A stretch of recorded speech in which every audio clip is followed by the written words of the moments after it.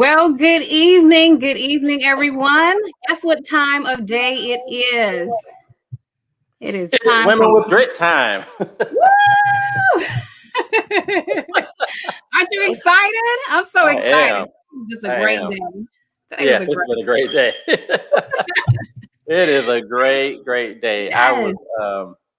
out earlier during the when the verdict came in. I was getting my manicure and pedicure, Okay. um, and the owners of the shop, they turned all the TVs on, all the volume up to hear what the verdict was going to be. And Uh-huh. when the verdict was announced, everybody in the shop clapped. In the shop was like, "Yay! Yay! Rapping. We got one! Finally justice. After all these murders, we finally have real justice because he was found Yeah. guilty on all three All counts." three charges. That's right. That's Yeah, right.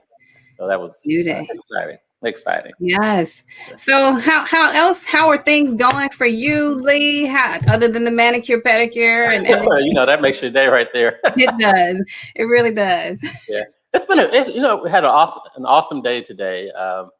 With the table, we had a couple of meetings with some of our table members that we connected, and they're doing some awesome things, and so they're excited.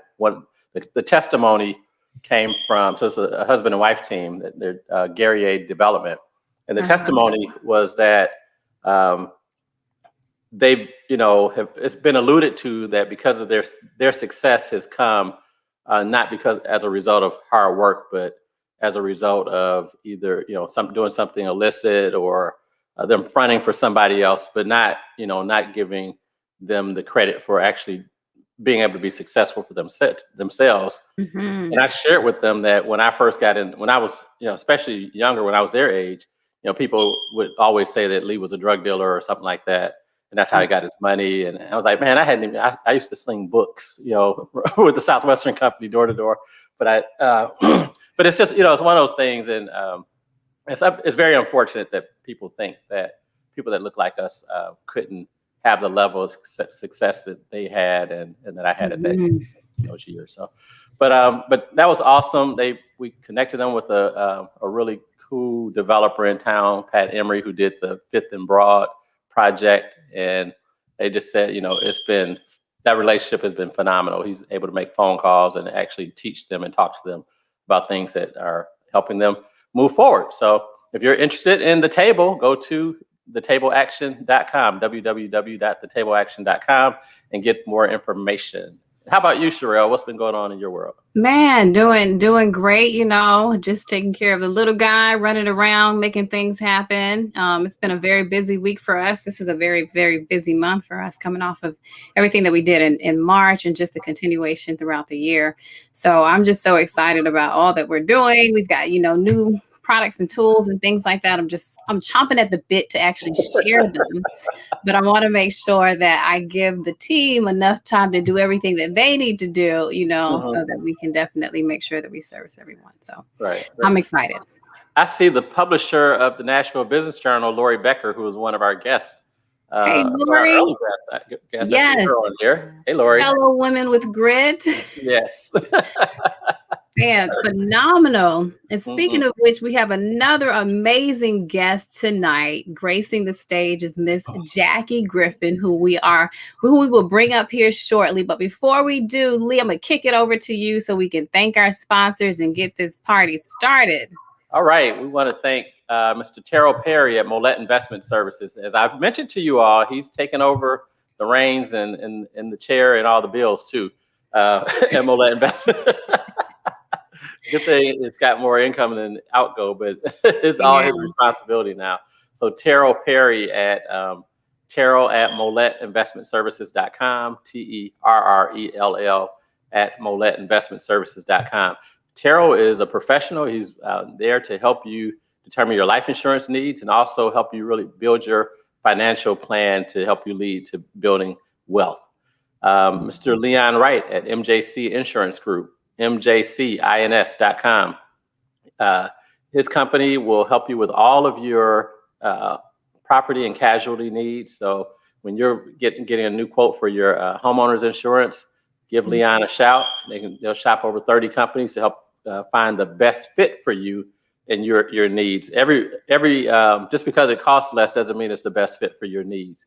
And so you want to make sure you have a professional to help guide you through that. And so mjcins.com, get in touch with Leon and his team.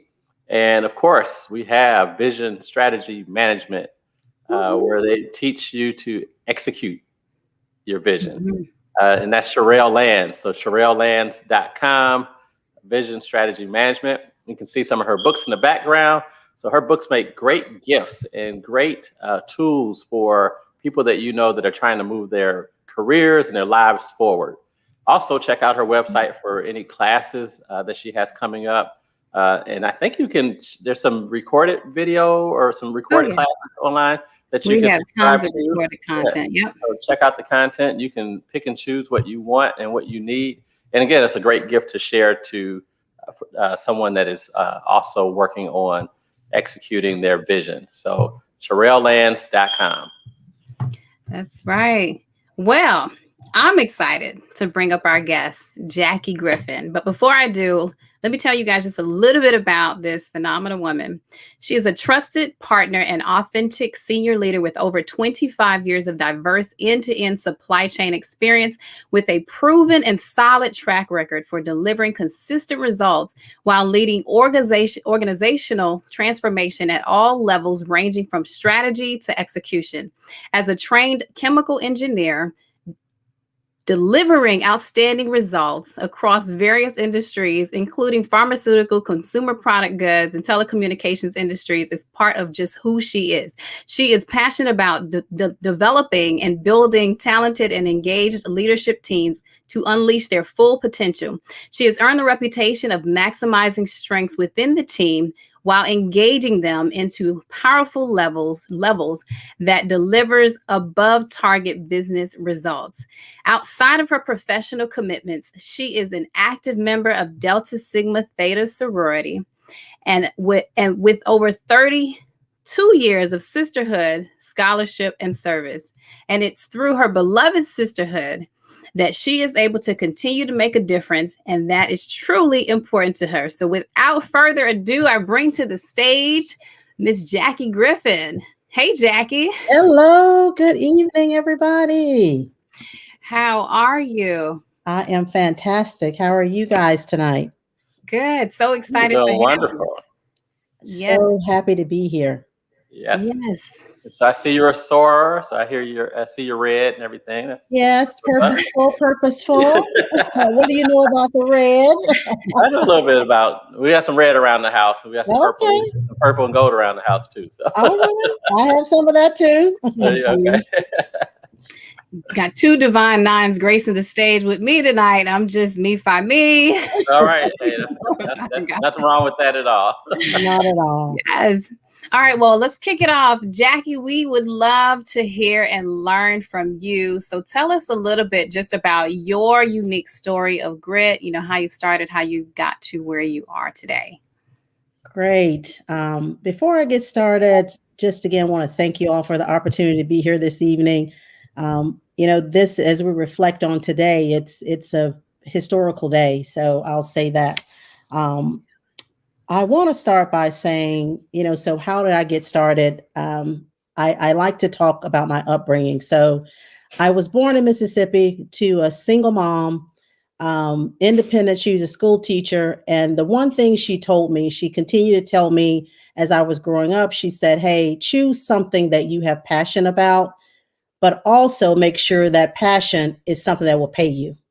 Mm-hmm. And she used some other choice words because she was a teacher. She loved it, had a lot of passion, but she said, don't do that because, you'll work really hard and you won't necessarily get paid for what you do. So I took that and really trying to decide what it is that I wanted to do. And I knew I wanted to make a difference. I knew I wanted to do something different than being a teacher. And so I went down the path of science. So chemical engineering is my background. And initially I thought about medical school. It nixed that because it's going to take too long. So I thought, hey, the next best opportunity is chemical engineering. So I went down that path, and I will tell you, in supply chain, in engineering, female, African-American, probably 15% or less. And so I was already, going down a path where not very many of us existed. And so knew that it meant being different, being unique, being able to not only understand your craft, deliver on it, but do something above that. And so initially, I like to look at it in three buckets. So start out as a trained engineer. And really for me, that was the beginning or the enabler to do different things. I knew I didn't want to do engineering the rest of my life, but I knew it was a great entryway for someone like myself. And so I spent years in engineering, really understanding what it was like to be an engineer, delivering lots of large scale projects at big companies, and really just to show others that I could do it. That one, when I stepped in the room, I was confident. I had experiences. I had done what it meant to be as an engineer. And then I moved into operations. And here again, operations, supply chain, another very small percentage of African-American leaders, African-American women. And so it was another opportunity for me to really expand, to do something different, and then take on the people aspect, that piece of leadership, that piece of being a mentor for others, that piece of really, showcasing what it's like to not only start in the engineering area, but then expand into further leadership roles. And that was really my track moving into other leadership opportunities. Then I moved from there to into demand, really moving to the sales part of the organization. And quite honestly, I did not have experience there, but I had made some great allies, met some great sponsors in the course of my career. And they said, hey, here's this opportunity for you. We think it will be great. And so I then ventured into another area. And so when I think about, just starting doing that, it was, hey, being an engineer, delivering what I could in that space and showcasing my talent, moving to and an engineer more in a leadership role, more transformational projects, then continuing to move up the organization into supply chain leadership. I love that. And I'm going to put my kickstand down on us women in STEM. And, because I like to say that because I'm also obviously a fellow woman in STEM, and you are so right. You have to learn how to speak a different language in order to really thrive and be successful as you climb. What's been, as you think about, your career and leaning in, and I love the fact that you talked about the sponsor and kind of giving you an opportunity in another area. But as you think about, your career and you think about having to change some of that lingo, how have you had to adapt along the way? Great question. And I early in my career, I would say I was fortunate that I had people I could talk to. And so adapt along the way for me meant, okay, go down this path, or no, that's not a good path to go down, or, watch out. There's this this cliff over here. You don't want to go there. And so I was fortunate to have someone that helped me navigate that. Yes. And because of that, I think it helped me to help others navigate through it as well. And so that's how I look at how I navigated it all. In terms of just, adapting, you adapt to, how you show up, but not lose yourself. That's the one thing I tell people that I coach today, is that you still want to be your authentic self. Who you are, you want to show up as that. And if you feel that you ever have to not to do something differently, then to me, that's not the place for you. That's right. I love that. Show up as your authentic self, regardless of where you are. And that's so critical. So, Jackie, it's interesting. My mother, I think I shared this with Sherelle. So my mother's 84. So I want you to put that in perspective. And she got her civil engineer degree when that was her degree in college. So when you talk about, and I just remember her when she worked for large corporations. It was obviously a different day. She was a woman of color in STEM, which of course back then wasn't called STEM, but she would always talk about how she was interviewing and training her next supervisors and managers and some of them only had high school educations. Mhm. She had her also had a master's in engineering, and so how have times changed? Maybe since then, from what you've seen, or have they changed?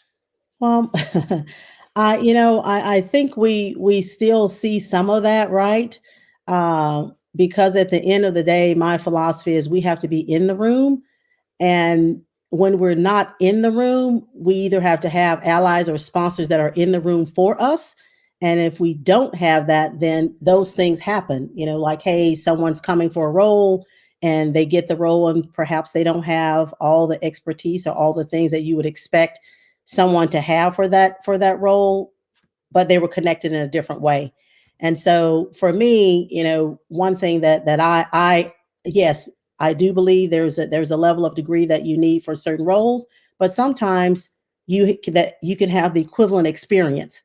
And so my philosophy again is don't choose if that's the route that we take, it should be the same for everybody. We should not choose to say, well, we need a degree or you have to have a degree for this role, but Sally Sue has great experience, so we ignore the degree. You either have it or you don't. So I would say, are there times when we're training, for me today, folks that are on my team, folks who I think have a lot of potential. I'm happy to work with them. I'm happy to work with people who are not even on my team, because I think it's a great way. Sometimes when someone's not on your team, you can be a different voice for them than if they're on your team. And so what I try to do is reach out to those folks, have conversations with them, help guide them, and then make sure that I can be a voice for them. I can be someone that they can lean on for questions. I can also be someone who, when things are not going so great, they can come to and say, you know what, help me think through this. And so those are things that I continually try to do. I love that. Now, Jackie, as you think about your career and as you think about how you have had to, I guess, overcome hurdles, can you think of one or two self-limiting beliefs that you've had and how you have been able to move past them? Well, and I'll tell you, when I first started when I took on a demand role, like I said, I didn't have the experience. I had not done it before. But the lady who was my boss, she had been my boss in a previous role. And so she was one who actually reached out and said, hey, I think you can do this role. And oh, by the way, we need your leadership ability. There are folks on the team who know the ins and out of how to do demand.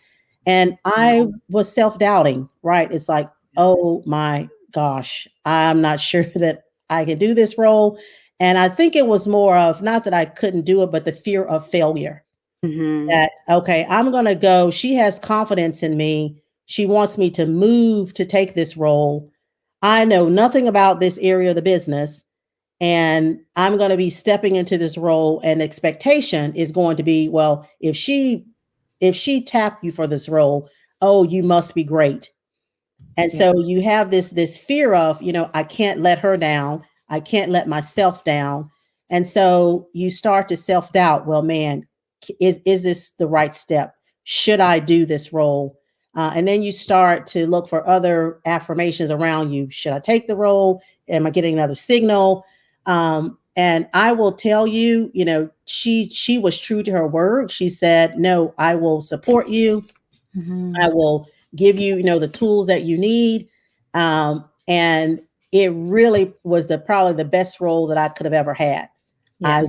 I ran across a lot of different people that were challenging, but it was the best role that I could have had, because I think it enabled me to really thrive and to do other things, and then showcase to the business, well, this person can do other things. She's not limited. So I think it was a key enabler for me to really continue to grow with the organization. Taking a chance on yourself. Yep. Love that. So when you talk to young people, Jackie, what are you encouraging them to do now? What do they need to do at a young age, and even if you talk to your friends that are parents, what are you, how are you coaching them on how to talk to their children and help move them along and get them prepared for their professional careers? Yeah, I love that, Leah. I actually have a daughter she's 3 years out of college. And so, if I look at my career, I've had a great career. I've had a chance to do a lot of different things with different companies.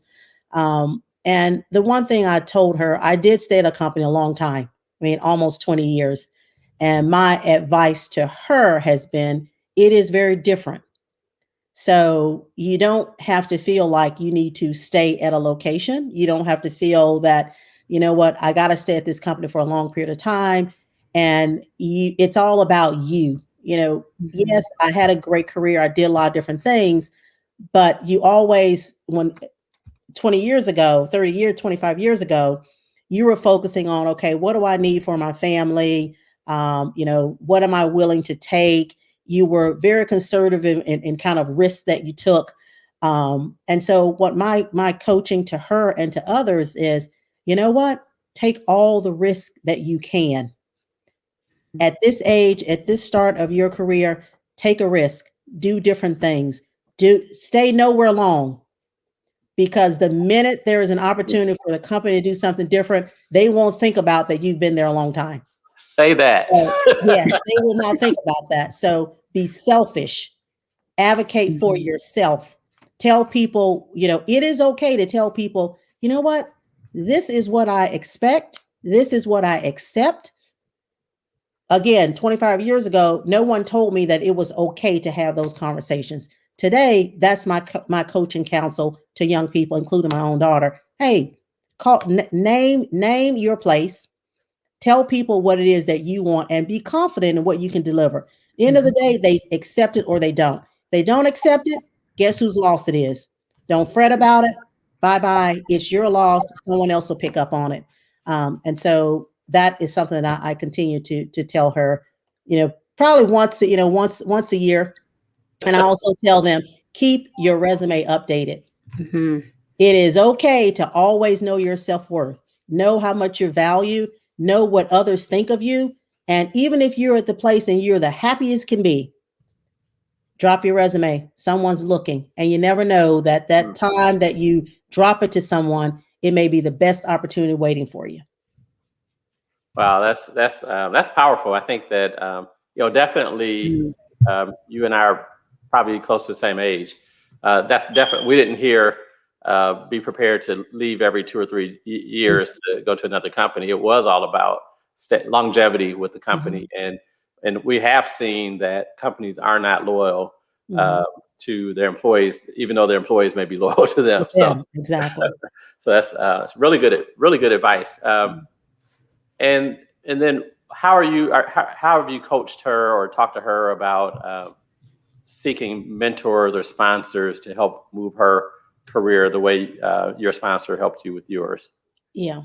The same thing. I tell her, find somebody within the organization that can help you navigate the organization, because it doesn't matter who we are, female, male, diverse candidate, everyone needs that, right? You need somebody internal to the organization at a different level that will have your best interest at heart.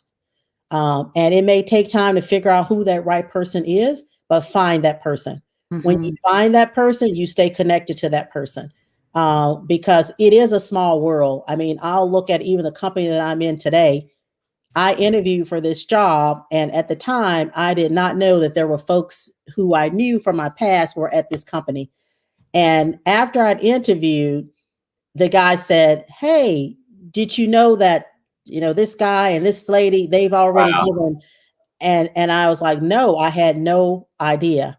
And so it was like, it had preceded me. So they had already identified before I completed the full panel interview. So it's very important. Pick people, pick the right people. Everybody's not for everybody. And so you have to be selective on who that is. But when you find that person, build a relationship with them. Find someone that you can have those conversations, good, bad, and different. And then again, find someone, because you're not going to be in the room. and there may not be someone in the room like you. So find someone on both sides that when you're not in the room, they can speak good things on your behalf. That's right. And I can even like attest to how important that was, because I can remember a point in my career when literally I remember the first day walking into the role, and the manager that was kind of reassigned to me just pretty much said he didn't believe that I belonged to even be where I was at that particular point in time. And it was like you said, a sponsor or a mentor who was literally on the other side of the states, who, when it came down to calibration, who literally said that he didn't believe that I was given a fair shake. And it was, literally because of that person who had the influence to just simply say, go and investigate, that really helped me in that situation, because I didn't have that voice in that room, to your point, being able to have and know someone else outside of the company, even if it's just whether it be to advocate on your behalf, or who knows your work ethic and knows what you're capable of. Right. So I really love that you've said that. Yeah, and we find that I've haven't worked for a company in a while other than my own, but but even in business, and essentially what you're saying, Jackie, is don't burn your bridges. And you have to be careful about how you act around other people, because who knew that those people were going to be at the company. And as soon as the people that are interviewing you saw on your resume that you worked for company X, they say, oh, we had like 5 or 6 people that came from company X. That's why I asked them if we even need to mess with her. So, and so because you had a great reputation with them, that really worked in your favor. But of course, we see that in business also, before people will do business, because people can get widgets and services from a wide variety of people and businesses, and so they do the same thing. They'll check kind of not necessarily in references, but people that are you in the Rotary Club? Okay, who do I know in Rotary? Or who do I? Oh, you're on such and such board. Let me check to see how you work on that board. And it's just one of those things. So I like that you said that. But essentially, it comes to not burning your bridges and not being slack at any period in time. Always treating people fairly. So that's good stuff. Yeah. And then the other thing you said, Jackie, which really stood out to me, and I'm just going to use a football analogy, which is like run the play. When you are given the opportunity, it's now time for you to show up and to do what you do best. As you think about just a couple of pearls of wisdom, man, the time is flying. As you think of just about a couple of pearls of wisdom that you would lead, whether it be to other women or specifically people who are looking to build teams and organizations, what's 1 or 2 points that you would say are necessary in building an effective team? Really, when I think of that, it's about thinking about the vision, what vision you have for your team. Being an authentic leader, I've said that, but I'll say that again. That is so rooted in who I am. And when people are building, because people can read through, right? If you're an effective leader, if you are a leader who has empathy, if you're a leader who has a lot of passion and just care about them as an individual, people can read through that. And so for me, that's one thing that I really think about, and that is, one, getting to know your team, getting to know who they are as people individually first. Because everyone goes home, everyone has a family or somebody they're going home to. And so that's important first and foremost. The work is second. Once you're able to establish that relationship, people will give their best for you. Once people know that you care about them, they will do 110%. And so I say that as a leader, that's something that I would, toot my horn as it has been a strength of mine. And that is building those relationships, helping people, giving them good feedback, not so good feedback, being okay with the feedback. And once you build a relationship, it's not about the feedback, right? It is about, hey, this person is giving me this information because it's my best interest. There's no malicious intent with it. It is something I probably need to do better at. So help me get there. How do I improve it? And so building those relationships, allowing people to grow, allowing people to develop, and having a shared partnership in their development. I hear people always say, "Oh no, it's the person's. You go and develop yourself." Yeah, there's a part you have in it, but you also need help from your leader. How can your leader partner with you to help you grow and develop? Because if they aren't able to tell you what your strengths and weaknesses are and how they can help you overcome them, then you're not going to know. And so it's not something you do alone. And those are things that I take at heart. I've done, really all of my career as a leader. And I continue to even tell young leaders that's important. If they do that, they'll have a team that will work for them and do lots of things for them in years to come. I know today there are folks from many companies I've spoken with or work with, have been on my team, that I still have good relationship with, helping them with things that they're looking to do in the future and so forth. So that's all important in building that great relationship for the effective team. Hey, that's awesome.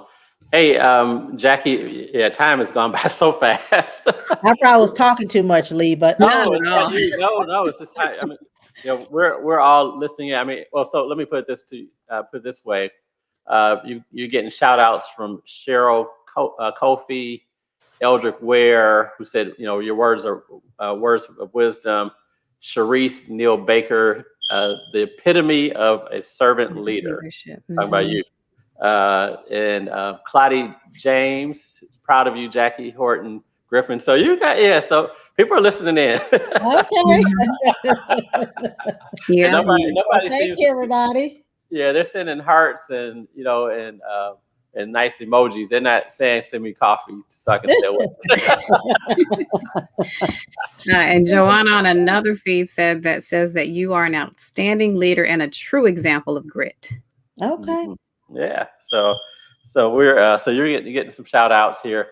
Hey everyone, we want you to get ready with your questions as we go into the second half. We're going to give Jackie a few minutes to grab some water. I have mine on tap right next to me, so that we can do that. And my question to you can think about this while you're drinking your water, is what's the one thing you're bringing out of COVID that you didn't have when you went in, but it's to the betterment of you.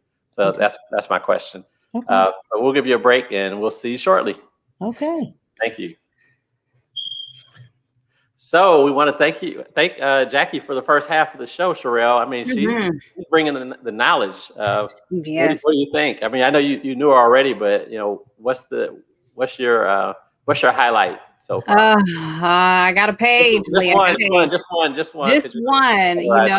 Okay. Let me find one that she said. Really, what was resonating was around showing up as your authentic self and kind of radiating your own inner truth. Mm-hmm. And I love the fact that she said that, because a lot of times leaders feel that they have to put up a certain image or appear a certain way to gain the respect of their associates, when it's about just being your authentic self, because people can see through that. So I thought that was really important that, she even made that point, and just as it relates to building effective teams. But I'll give my recap at the end. Indeed. So we want to thank our sponsors, Mollett Investment Services, Mr. Terrell Perry, Terrell@MollettInvestmentServices.com, or you go to the website, www.MollettInvestmentServices.com. I did, and some of our clients asked, hey, Lee, is he going to keep that name? I said, well, it's his, so he can do what he wants to with it. Yeah. And I asked him a couple years ago, as we were talking about this looming transition, if he wanted to go ahead and change the name. He said, man, it's working for me. I'm getting endorsed. So I'm gonna hold on to. I don't think we need to change it yet. So for the time being, Mollett Investment Services will be around. He may change it at a later date. Second, we want to thank MJC Insurance, Mr. Leon Wright and his team at MJC Insurance. It's MJCINS.com. Give them a chance to give you a quote on your auto, your homeowners, your boat, your motorcycle, any property and casualty. A lot of us need umbrella policies, and so he can help you out with an umbrella policy, or even if you have rental property, you can shop numerous companies to help you find the best fit for your family's needs. And then last, but of course not least, my partner in crime, Sherelle Lands. So go to SherelleLands.com. and just make yourself better. That's it.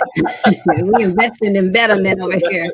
Exactly. Figure out how to execute your vision and your dreams and bring them to fruition.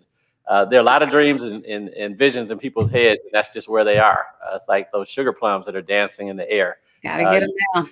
Got to get them down. You got to execute them. That's right. So, holler at my girl for to help get you to execute your plans. What else? I'm trying to think. The table. The table, yeah, the table. Hey, so the table, man, it's up to 170 members. Now, keep in mind, we started at the end of October, and it's grown very much organically. And just the business leaders that we've attracted to the table. And I tell you the other thing, we're talking to people now and we're saying, hey, do you know anything about the table? And they say, yeah, I've been hearing about it. It's been buzzing around. I've been reading about different things that you all are doing. And so they're coming in, we're not really having to sell them. They're already sold on what we're doing. And they're saying, working. Yeah, it's working. It's working. Yeah. So we're excited about that. So go to thetableaction.com, thetableaction.com, and find out more. If you want to join, you can sign up right online. We have our next membership meeting, Sherelle, next Wednesday. Next Wednesday? Okay. I've got a couple people I'm going to send to it. Okay. And of course, Sherelle Lands and Vision Strategy Management are one of our sponsors. So we thank her for that. Sharonda Scott, we appreciate you tuning in. And I see you appreciate the conversation about being your authentic self. So let's get back to Jackie. I'm sure everybody's tired of hearing from me. So and I definitely want to also make sure, we've got a couple of feeds going. So thank you all for tuning in to our feeds. If you like the content information, we ask that you like it, share it. We definitely want to make sure that we create more access to conversations like this and the one with Jackie, because it's just so important, right? To have these leaders actually share their story, and this just gives an opportunity to do so. Also, if you have questions for Jackie, feel free to leave them in the chat wherever you are joining in from, and we will be sure to get them before we leave to this evening. So without further... And make sure you're following us on Facebook. Make sure you subscribe to our YouTube page. We definitely want to get we're going to be transparent. We want to get our numbers up. Up. So make sure you follow us, like us, all that, and subscribe to our YouTube page. We have some exciting things coming up for you all in the very, very near future. Yes. So, and you want to get in now. Trust me. You want to get in now. Yes. Awesome. All right. Bringing Jackie back up to the stage. Hey Jackie. Hi. All right. So let's kick off. I won't do like they do on TV. You ask a question and then you wait 20 minutes before people get the answer. So your COVID, what's your one thing from COVID that you're going to hang on to that you wouldn't have maybe done if we hadn't gone through COVID? I would say picking up reading again. So, you read for work, things like that, read, things that support your professional life. But I had kind of gotten away from reading things personal. So that was something I picked up. And it really has been exciting because I think I've read now and yes, I've switched from, I didn't think I could do audio books, but I've switched to that, which has been great. And it has allowed me to, over the last year, I'm going to say probably about 20 books. And that was, they've been great reads, various reads, but I don't think I would have done that had we not been in COVID. So that I've appreciated. I will continue to do it. With the Audible, I can walk, I can work out and listen. So that's been a great ad. Okay, that's phenomenal. That's a great ad, especially so many of us lose that while we're raising kids and like we're in the heat of the battle. What are choose? Right. And I have friends that talk about books they read. I'm like, when do you read? Yeah. How does that work out? But okay, that's great. Yeah. And the audio books I keep hearing that's a really good way to go. So that's something I need to look into. Thank you for sharing. Okay. So, Jackie, question for you. Now, when you think about whether it be corporate America or the industry in general, what do you feel is missing Mhm. in terms of success or supporting women better? You know, I think it's more back to, I think I've said it in one of the questions answers here, is that we're not in every place, right? We're not in all the rooms where decisions are made. Hmm. Um, and you know, unless you have that sponsor or an ally or someone who is willing to advocate on your behalf, then you know we're not there. So again, if I can't see you, then I don't know, people don't know that we're there. And if we're not there, then people in the room don't know, hey, that we exist. And so I think that continues to be to be the barrier. I know that, many companies, I speak to the company I'm with today, certainly is working on that. And really a focused effort on, so what is this thing called? It's not just diversity and inclusion, it's diversity, equity, and inclusion. What is that?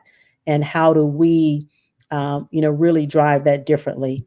And it's not just in black and white, male and female. It's, diversity comes in many shapes. And so how do we make that part of who we are? And so that's something that I think as companies continue to do that, and I will say, certainly we had today, the verdict that many of us are saying, yes, there's justice, but it's the one case, but we're hopeful and Mhm. prayerful that what it does do, it takes a turn. It really enables and kickstarts some other things for systemic racism across even in the workplace that we see today. So some of these things we're talking about, whether it's women, African Americans, will begin we will begin to go away. Yeah, I think it's you allude to the George Floyd murder, and I remember his friend had his daughter, he was up on his shoulders, and she said, "My daddy changed the world," Hmm. and literally he did, Yeah. and it's literally lost his life for the world to change. And of course, we saw the protests all over the world, literally. Mm-hmm. But I think the question, what normally happens is by now it's all died down, and people kind of gone back to where they were. But Mm-hmm. something about George Floyd literally has companies and people still just ramping up, and they're Mm-hmm. ramping up full speed. They're not waning or anything. It seems like it was like one of those finally Yeah. uh, people got it. Yeah. Yeah. Exactly. Finally, the things that you probably talk to your employers about and your teams about, and Sherelle, and the things we talk about our sons and our boys. Mm-hmm. Finally, people are really starting to get it, Mm-hmm. and it's unfortunate that that's what it took.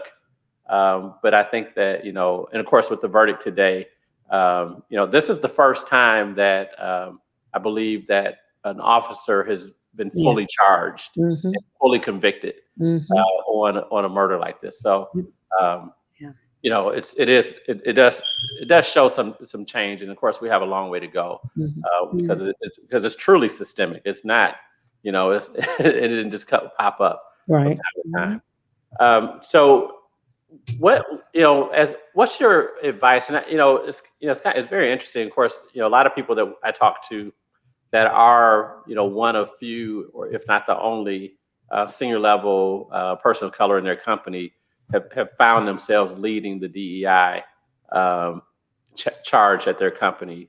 And if you were to give, and it doesn't have to necessarily be your company, but if you were to give a kind of a broad suggestion about DEI to like one area, and of course every company is different, but one of those things that's kind of broad, where you would say, hey, if you all would focus on this, you could probably move the needle, because so many companies are starting like from nowhere, like at a Mm-hmm. deficit. Yeah. It's really about, several buckets. So one, you have to attract. So how do you attract diverse candidates? And so one, depending on the company, your company needs to be branded. It needs to be one where people recognize, hey, as a diverse candidate, I go to that company, I will be fine. And so how do you attract, not only once you attract people to your company, how do you promote?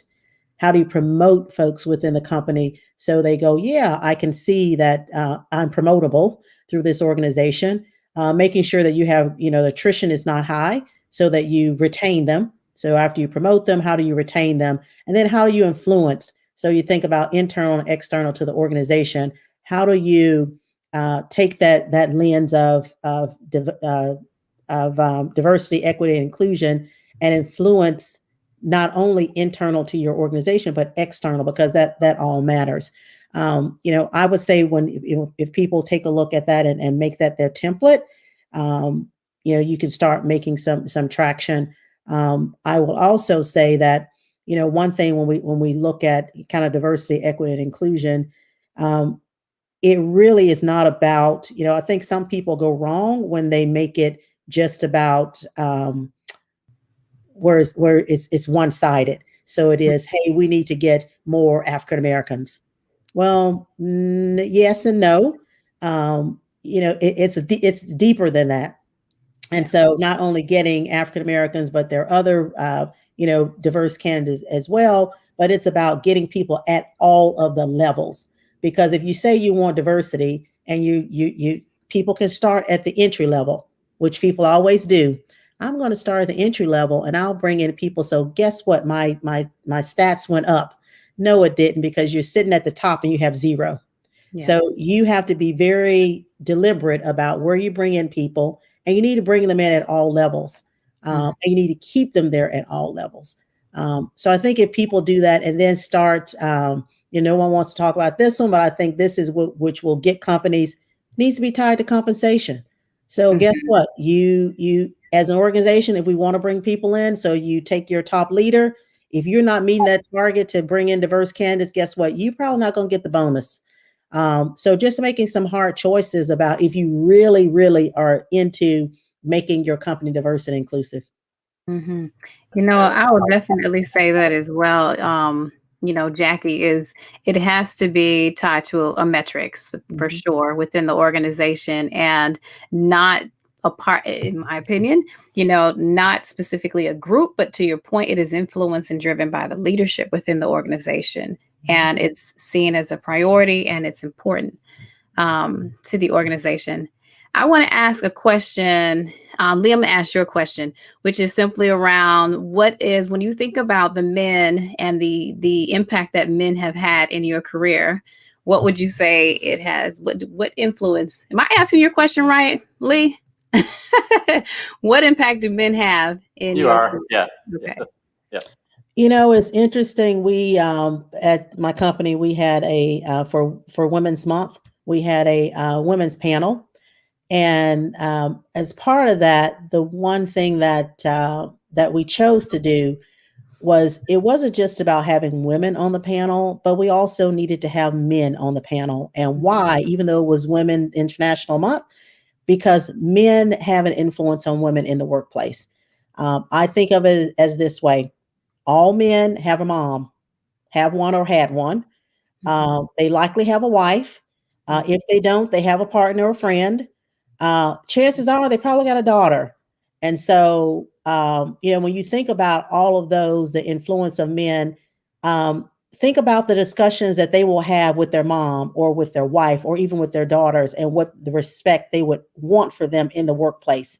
And so you build relationships with those men in the workplace, and it should be no different. It should be the same that you would want as a male for your daughter, that you would want for your peer female in the workplace. It shouldn't be different. And so I have had, in fact, some of the sponsors that I've had throughout my career have been males.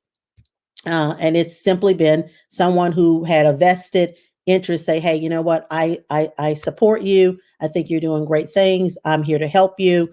And so they do play an integral role in professional women, or in your space in the workplace. Awesome. Yeah, so that's great that the way you couched it, because and I asked that question because we have a lot of men that listen in also, and so it's something that helps them understand, how they can fit in. Another thing that you said, and we're on the phone, my partner Kate and I, when we were with the table, we were on the phone with the CEO of a fairly large. Oh, I think we lost Lee for just a second. There you Am are. I back? There you are. Okay. All right. So I don't know where you lost me. I'll start over. But so Kate and I yesterday were on the phone with the CEO of a fairly large organization, a statewide organization.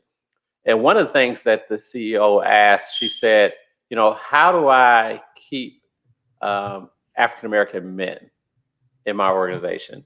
And then also, when she looked at her, she said, when I look at my staff, I have a couple of African American women that are at AVP level. I know they're going to continue to move up, but the men don't seem to stay. How would you answer that question? Oh, that's a tough one, Lee. You're so sharp. I'm trying to get some free advice. Yeah. In terms of men staying, I mean, I would say, is as equally challenged for them as it is for a African American female. And so the difference is when you have AVPs or what have you, female, they may tend to stay a little bit because perhaps they're wanting to round something out. They want to make sure that they've completed things.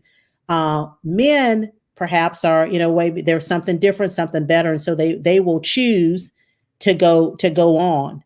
And I don't think it has anything to do with her trying to keep them. It's just, hey, there's another opportunity that's equally great or better, and they will go for it. A female, just our tendency, if we're at that level, we may decide to stay a little bit longer for various reasons. Okay. So you think it's more based on maybe our risk profile? Yes. Okay. All right. Yes. As opposed to the company itself. Right. Okay. Now, what about, so some companies we've talked to have said, broadly, they have trouble keeping their minority employees. But I think a lot of that has to go, you answered that when you talked about the branding and people seeing that they have the opportunity to move up and just kind of really what the culture of the company is. So I think you hit that. Yep. Another question for you. What do you like to do for fun? Oh, what do I like to do for fun? Can't say read. We know you like to read. No, I do scrapbook. So I haven't done as much lately, but I do scrapbook. And actually have quite a lot of those where I put family albums together. So that's fun. I like to get together with friends. Once you get college-aged kids and they're kind of out of the house, you kind of enjoy having adult fun. So you go to dinner or you, have kind of gatherings. Of course, that's been limited with COVID, but there is a kind of bubble that we have. So a few of us get together and have drinks or go out to dinner. So that's always fun. I'm a family person. That's the part I do miss from COVID, is I haven't seen my family. Most of my family is in Mississippi, so I have not seen them probably a year and a half now. So that's hard. We do talk on the phone a lot, but I do miss being able to see them face to face. I like to travel when I can. So I'm chomping at the bit for a chance to get away once we are all COVID free. But that's about it. And of course, I do quite a number of things with the sorority in my time as well. Nice. Well, before we even wrap, because I know we're getting close to time, Sharonda had a question for you, and she said, how do you engage into a mentor relationship? So how do you get a mentor? I recommend people to get a mentor, you find someone who you believe that will be a good mentor for you. Unless at your company you have a program where they assign mentors or you can sign up. Some companies have it where if you're interested in a mentor, you can sign up and then they will kind of pair you with someone who they think will be a best choice for you. If you don't have that as an option, I recommend for people to reach out to folks who they think will be a good support for them. Sometimes you can focus on folks in your area. So if someone is, for example, an engineer, there's someone who is down the engineering path and we build a relationship, you could go that route, or someone who can be opposite of kind of your field, but you believe that they have a great leadership strength and style and would be a great mentor for you, reach out to them. Most times people don't say no, especially if it's someone who, you have a lot of great respect for and know their work. They will be more than happy to help you. Fantastic. So, Jackie, as we begin to wind down this time, it has just been so phenomenal. And the wealth of knowledge that you have shared. Do you have any last remarks or anything that you would like to leave with our audience that we have not covered off on? Well, the only thing I'll leave and say again, thanks, Sherelle. Thanks, Lee, for the opportunity. Thanks for those who are listening in. I will just say, and those who are listening who perhaps may know me, one thing I always leave with people is, strive to be the best, whomever you are, whatever that is. Be excited about what it is that you do. If you find that your work doesn't bring you joy, then find something different. Do not continue to do something if there's no passion behind it, because it will show up. Even if you think it doesn't, it will show up in how you perform. And be okay to take risk. One thing that, if nothing else, COVID has taught us that the world is different, and even companies are willing to be different in how they hire people, what jobs become remote. And do not be afraid to ask if there's something you like or want from a job.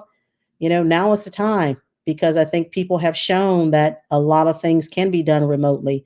And so use that to your advantage, because there are great opportunities that are out there. And I'm always available. If you have questions or want help or support, I'm just an Instagram, a Facebook, a LinkedIn, you name it, every social platform away. And what are your handles? Okay, I'm Jackie DST Griffin 88. That is my Instagram.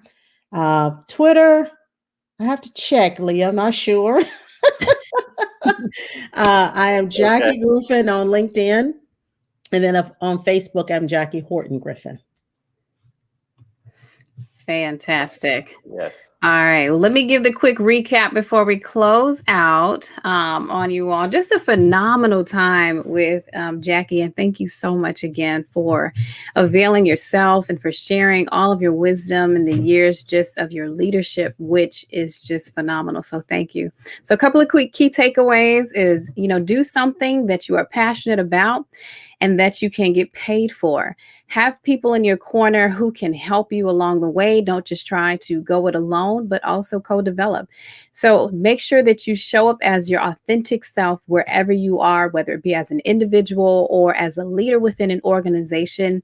Be sure to also build relationships with allies or sponsors or people who can be in the room and influence the decisions to give you a chance. And then be willing and ready to run the play, if you will, when given the opportunity. Be consistent as a leader. Find mentors who are not specifically in the same role within you, and also recognize that it is okay to take a chance on yourself. Challenging roles also help to develop and cultivate character, so lean into them and not out. The perspective that you share is so important in terms of your development. So be mindful of how you are cultivating be mindful of how you think through things. What do you need to take the risk and stay nowhere long if you are not being fulfilled? Advocate for yourself, be confident in what you can deliver, and then go do it. Be comfortable with negotiating and advocating for yourself. Keep your resume up to date, right? And don't be afraid to drop your resume and know your work. As you move along in your career, don't burn the bridges that come along the way, but recognize that those relationships are so important. And also recognize that from a DEI perspective, couple core components that Jackie laid out is to make sure that you think about the way in which you attract diverse candidates. Make sure that you look at the ways in which you help to promote them through the organization. Think about retention. And then lastly, both internal and external influence, being able to create traction along the way. Reach out to people who you feel would be a good mentor for you. So if you're looking for someone, don't be afraid to ask. Right? Don't be afraid to raise your hand and go beyond what is immediately in front of you. Strive to be the best person that you are. And if your work does not give you joy, find something that does. And lastly, don't be afraid to take risks or to ask along the way. Jackie, what a phenomenal conversation. Yes. Thank you. Some of the points. Yeah, thank you, Jackie. And Cheryl Kofi said, "What's up, classmate?" Sarita Baker, great job, Jackie. Janine Tony Chandler, phenomenal job, Jackie. Perry Trice Jackson, great job, home team. And Elliot Richardson, great job, Jackie. Those are some of the last ones that came in. So thank you for sharing your time with us this evening. Thank you to your family for sharing you with us Yes. for this evening. And we just look forward to seeing you continue to do great things in our community and across this country. So thank you. And we thank all of you all that tuned in today. Be sure to share, even overnight. If you have friends that missed us today, make sure they go check out our YouTube page or go to Facebook Live, our Facebook page, and you can check out the recording. And if you have any additional questions or need to get in touch with Jackie, hit her up on LinkedIn or her Instagram or Facebook. Yep. So, and she's somewhere on Twitter. So, thank you all. Thank you all. Everyone have a great evening. Yes. And join us again next week, same time, same place. Be sure to share, where we will have another phenomenal woman, our rising star, actually, Sunny Cartmel, who will be joining us. So have a good night. Good night. Thank you. Good night.